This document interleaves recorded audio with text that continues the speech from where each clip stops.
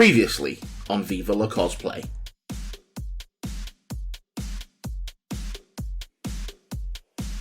Hey dudes, I have been making some stuff, like a lot of stuff.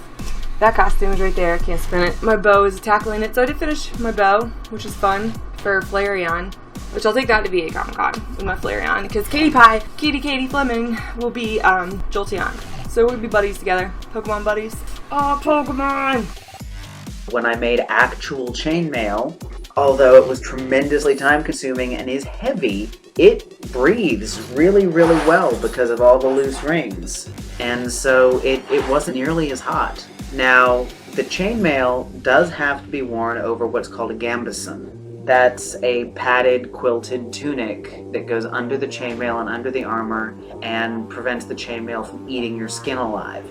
Never, ever, ever wear chainmail against bare skin. They didn't do it in the Middle Ages for a damn good reason. I got a little overboard, I guess, with the gambeson. I'm a detail freak, everybody knows that. I'm making these super cute little feetsies right now. He's like, he has like wraps over most of his legs, so he's like a sand kind of planet guy. I'm gonna finish these up. I'm just gonna do some simple paint job on these, then they'll be good to go. But I'm going to right now start painting the chest armor he has. It's super yellow if you haven't noticed that yet. So I'm gonna darken this thing up and make it look more and do like tons of battle damage and that kind of thing. We have a month till the con, finish our stuff. I think we can do it. I'm not a good sewer by any means. My lines aren't perfect. A lot of times I mess up many times before I get it right. But don't take that as me saying that I'm bad, because I've come so far in this past year. Even a few months ago I wouldn't have been able to do something like this. So I'm really proud of how far I've come and how much I learned, and I'm just teaching myself and learning as I go, and that's kind of a big deal. Just a note and message to everybody out there. Don't give up. If you want to do something, just keep at it. You're gonna get good. You're gonna be awesome. Yes, be awesome. You just heat up the side that I want to stick it on.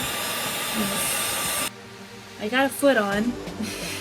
And now we have two little things. And he stands up now. So he can actually like sit here. And ta-da! And now he has to have two little armsies. And then I'll show you guys some Instamorph stuff because that's fun. This is his little, see the little guy? He stands up. I'm wearing my prom dress. I'm wearing my armor. I'm gonna hunt some bugs here. Big bug problem here. Okay, so Jessica let me try sewing. It was disgusting and horrible. It was disgusting, and I think I almost broke your sewing machine. So there is a chance that all the work that I just did here will be no more, but for art, like science art for science art. Because I'm going to try it, because I really want it to be made out of Warble, because I'm a Warble fanatic, and I just feel like it'll protect it more if it's like encased in Warbler. It'd be really nice. So I'm gonna get started on priming it and my bracers with that Type-Bond 2 wood glue, and get my Starbucks. And so my Starbucks and I, we're gonna be working art projects. Aren't we, Mr. Starbucks? Yes, we are. We are going to do great things today.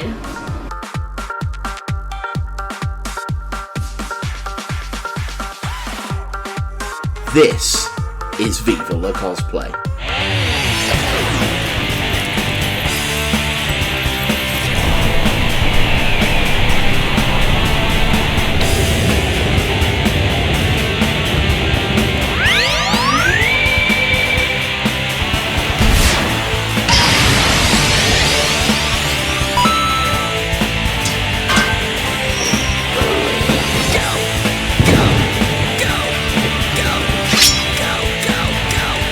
Viva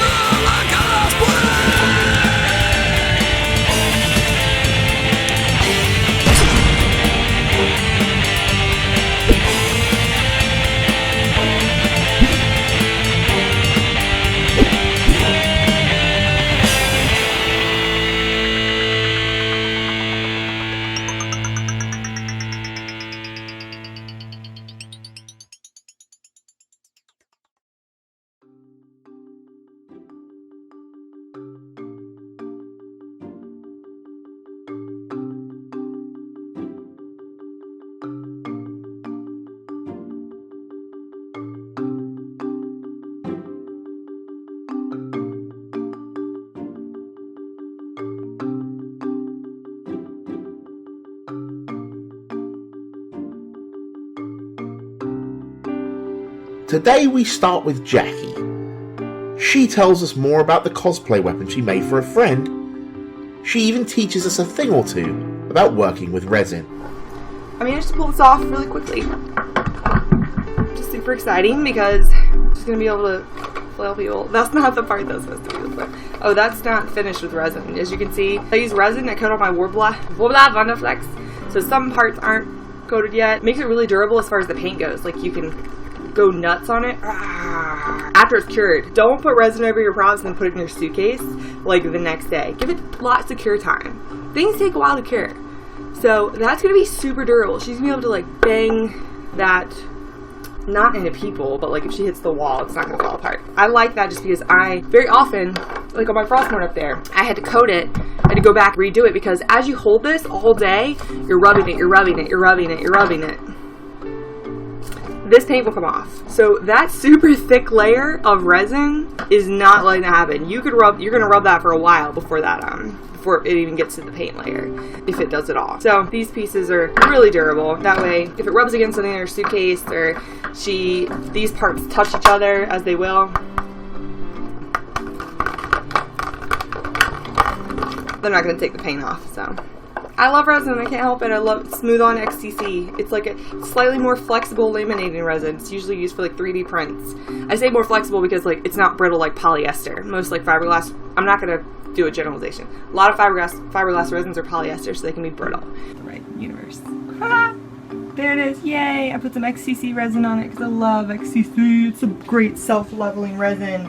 It goes a really long way because you only need super thin coats. You get it from Smooth On, $29 for a kit this size. Bam! 2-part resin works super well. It'll fill in like almost all of your imperfections that are like, you know, small. Don't go crazy or anything.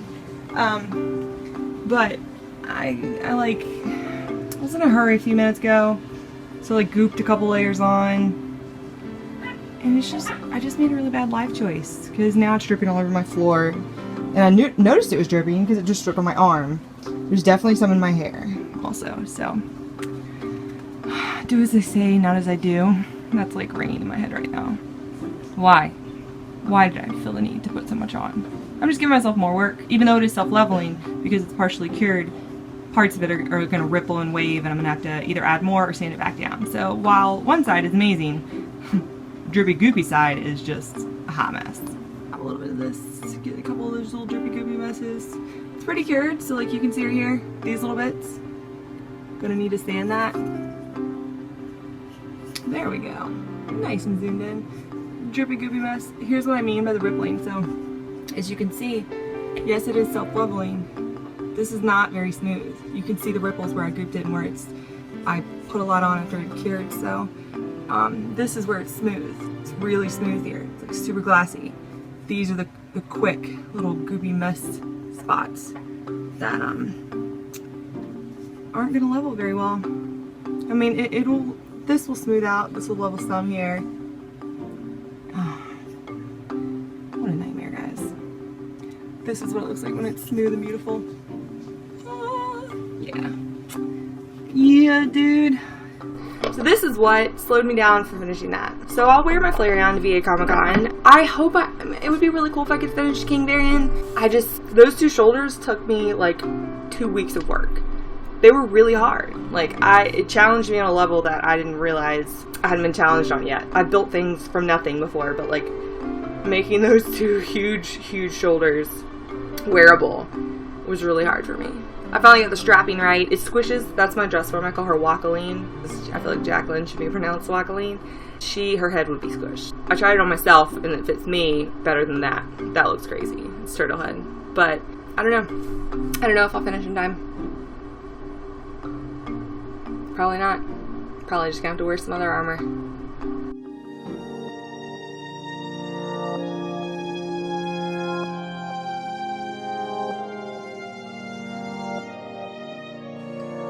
Just wanted to show off a little something that I'm working on for Man of La Mancha, and also talk about some of the difference between theatrical costuming and cosplay. The biggest difference is the 30-foot rule. With theatrical costuming, your rule of thumb is that except in a very few occasions where performers are going to go down into the audience or it's black box or certain kinds of theater in the round, your audience is never going to be closer than 30 feet away, which means that certain kinds of fine detail are a waste of time, especially on the tight schedule where you're trying to pump out enough costumes for an entire production. Right now, I'm working on scale mail for the Knight of Mirrors from Anna of La Mancha, and I am sewing the scales to this tunic that we pulled out of stock, and it is all very bright and shiny, but it's also, like I said, a great example of the difference between cosplay and theatrical, because if you get up close to it, these are pretty widely spaced, and you can see the holes, and the stitching is fast and kind of sloppy. And in cosplay, people are right up next to you. They're standing there, they will often touch your costume. They are taking pictures with you, taking selfies with you. They are right there. So it's much more like making things for TV or film where the HD camera is going to be, this big and it's going to be blown up 40 feet high on IMAX. And the detail really matters. This would be kind of crappy as cosplay. People would be able to see the wide spacing, they'd be able to see the really rough stitches that are all about speed. But from 30 feet away, it's going to look perfect. It's going to look amazing. And the timing of it will have been efficient.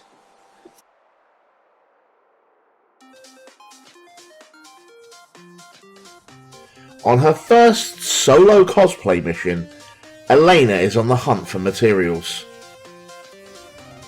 Okay, so I'm currently wandering around Home Depot by myself like a weirdo videotaping, and it's my first time doing it without Devin here to help me, and I'm looking for foam. He's told me we usually find it at Lowe's, so I guess I have to go there if I don't find it here, but this is quite an awkward adventure in itself. Okay, this is kind of weird. This is my first trip out here myself without Devin, and I'm like looking for paint. Can't quite find paint. Oh, found it.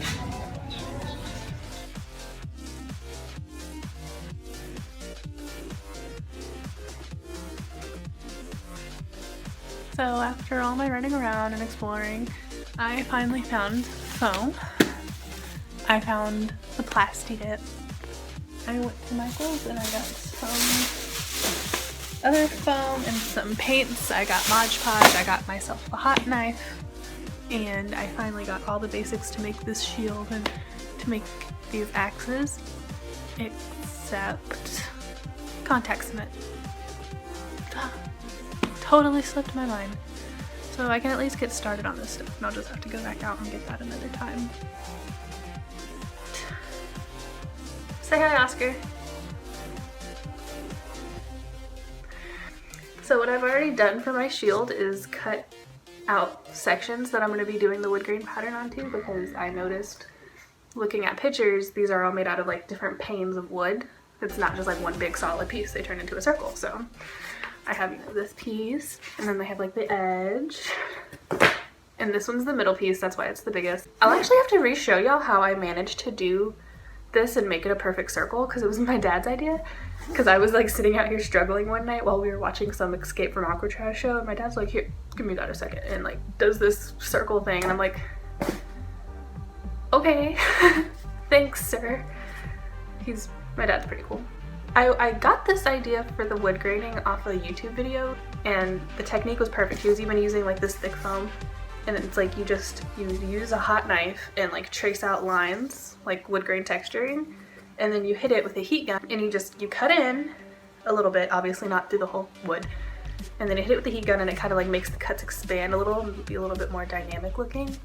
Here's my tiny little piece, and I have taken a orange highlighter because I have too many like tracer lines from where I was trying to make the circle to be able to tell if I did it in black. So all these orange lines are what's gonna be my wood.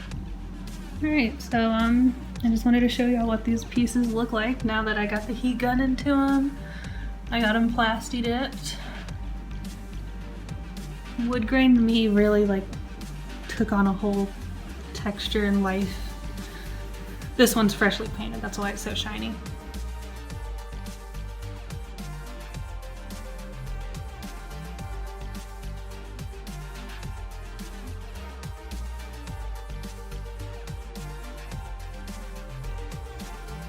Elana details her shield with paint before switching gears to the fabric parts of her Stormcloak cosplay.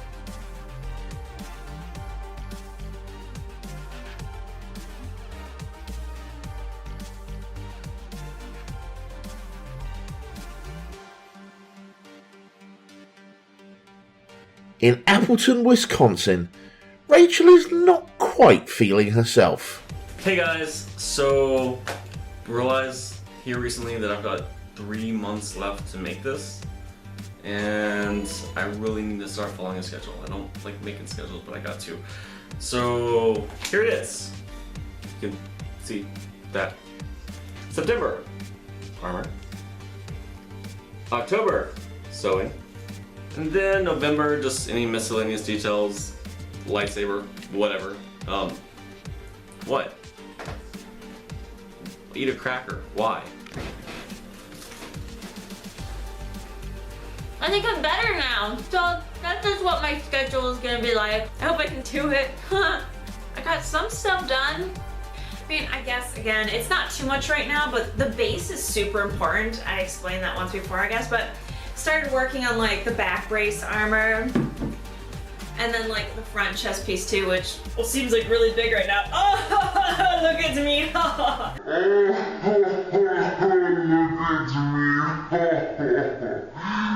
But it's still gotta be formed a lot more to my body shape, and these areas gotta get pushed out a bit more. They look like the booby plates or something, but they're not, because it's like for a guy, so it's like man boob plates. Hashtag man boob plates. Yeah, so I'm super tired right now. See like the boob under my eyes. Poke my eyes out.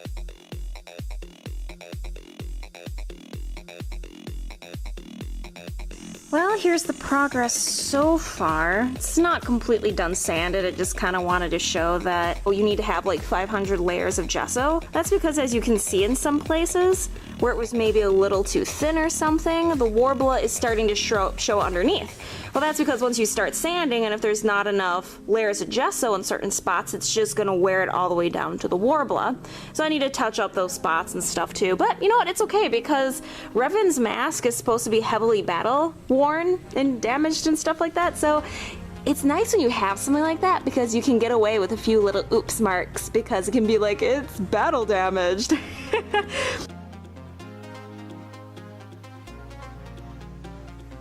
Back in Richmond, White Tiger Filmz are making great progress with the Dawn of Justice Batman, Alien Colonial Marine, and Bucky O'Hare.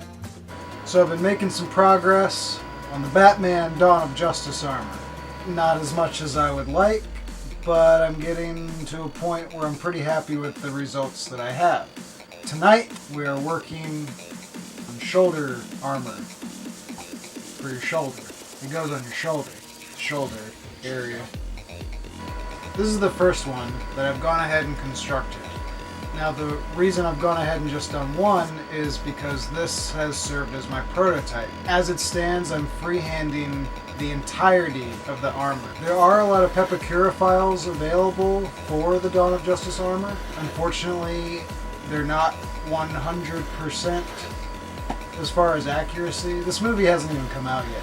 A lot of the details I've picked up from newer promotional material, and I've even taken the time to study some of the details on the action figures that have been released for the promotion of the film. Jamie trucks along through the night, covering a lot of ground with his new Batman armor.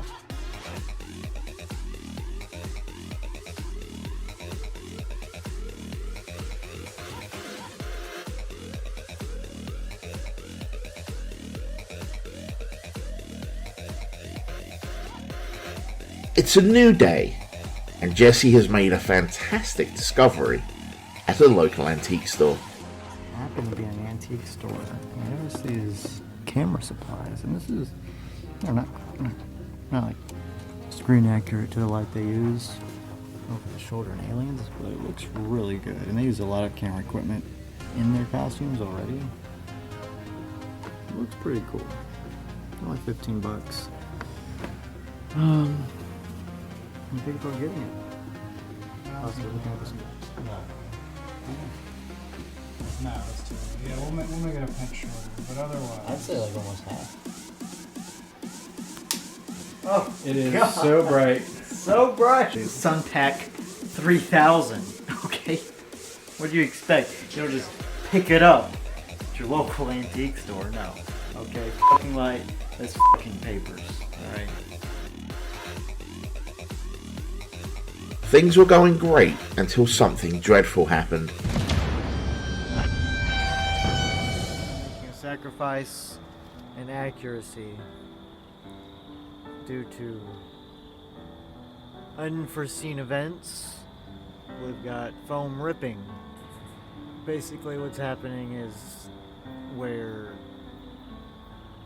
my entire back meets. It's gotten a bit too tight with all the extra padding stuff we've been adding, and literally just breathing is expanding the foam and it's causing it to rip. It's just too tight. So we're having to just bite the bullet, and we just snip the right up the middle in the back. So we're just gonna add a little extra foam there. We'll make it look better than just a foam square, obviously after some details, but it was a necessary step to take.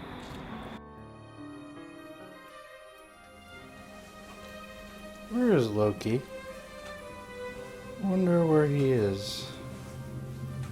He's somewhere in here. Ah, there he is.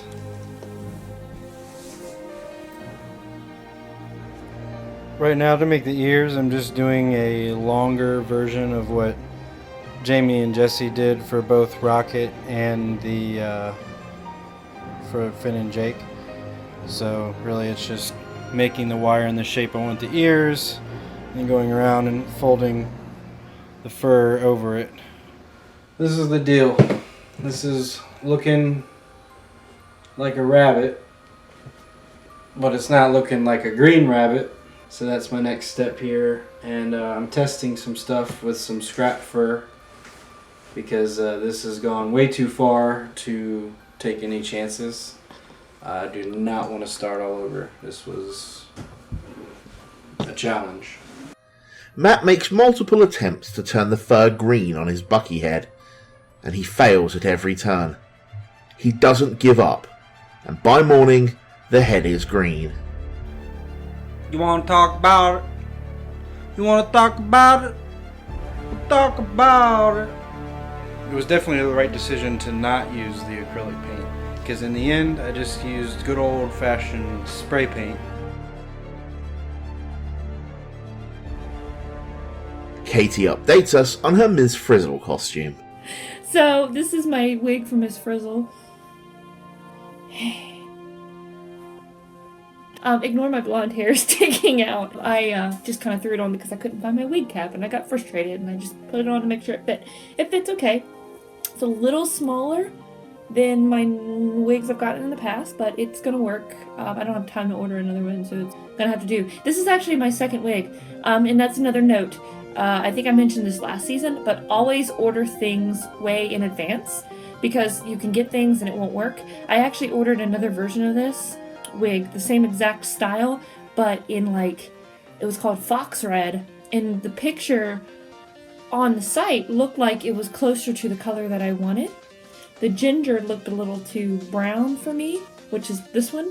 So I ordered Fox Red instead. I got it, and it was like so dark. It was this really dark, vibrant red, and it just did not fit with Miss Frizzle. So I was like, oh crap. And that was like a couple weeks ago. I ended up sending it back, and I reordered this one, which is the ginger. In this lighting, you can't really tell, but it's actually pretty perfect. Here is the top of Miss Frizzle so far. And it took me like 10 hours just to do this. Because if you've never sewed before, like I have very little experience sewing, so it's kind of like a puzzle. You have to figure out what goes where, and and kind of piece things together so that when you turn it inside out, it lays right. You have to press everything and la la la la. I'm working on making the little planets that are going to go on Miss Frizzle's dress. She has moons and stars and planets on her dress to signify the solar system. The one thing that I was really bothered about her dress was that it was a very repetitive pattern. So she had, like, on her dress in the show, she has like 3 or 4 suns, and then planets are represented by Saturn only. So there's like 3 or 4 suns, and then multiple Saturns, and then a bunch of stars and moons. I didn't necessarily like that. So I decided to take the liberty and to kind of redesign that a little bit. And I actually want to create the solar system on the dress.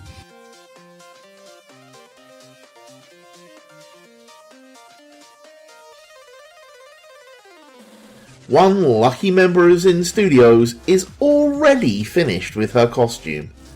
So, an update, because you guys haven't seen me in a while, because I'm an overachiever apparently, and I got my costume done like 2 months in advance, which is never the case. I can't! I'm too excited! What are you excited for? I'm excited because I made a new upgrade to Ahsoka where I'll be wearing this sexy of a costume. I'm excited for Virginia Comicon! Hey guys, it's about 10 o'clock at night.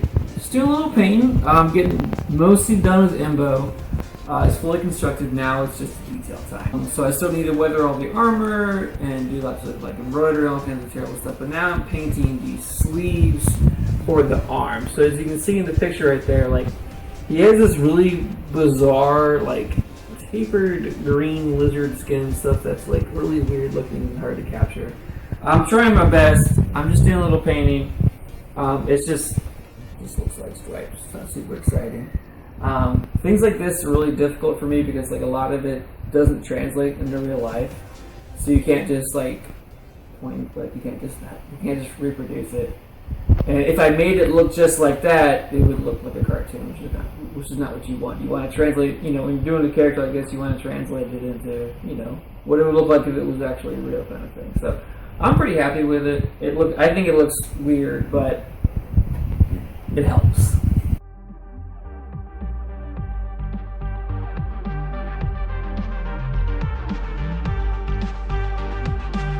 Sam finishes his paint job on Embo's skin, while Jessica sits down to fill us in on her progress. Okay, so here we are, another day closer to the 2-day con, and we really need to get cracking on finishing up everything. See probably that we end up working up until the very last minute on these costumes. I don't want to be in that situation because the day of the convention I'm going to have a lot of makeup and stuff that I have to do, so I want to get as much done for the costume as possible. Tonight I'm going to be working on her belts, holsters, and spats for her boot. So I've already cut out and sewed a piece of fabric for one of the belts. She has like crisscrossed belts that are attached to the holsters on her thighs. I have a couple little buckles that I'll attach to it, and let's see what happens. So you guys get to watch me cut and sew some more things. Okay, last update for the night. It's late, I'm in my bed, but what I've been working on, here are the belts and the holsters. They are shaping up better than I was expecting, so that's great. The group is working hard, for they are closing in on the final countdown to VA Comicon. Most of them have entered the stage in cosplay work, where time is most valuable and most precious thing on earth. Many will lose sleep, some may make mistakes, and others, well, they just might come out on top.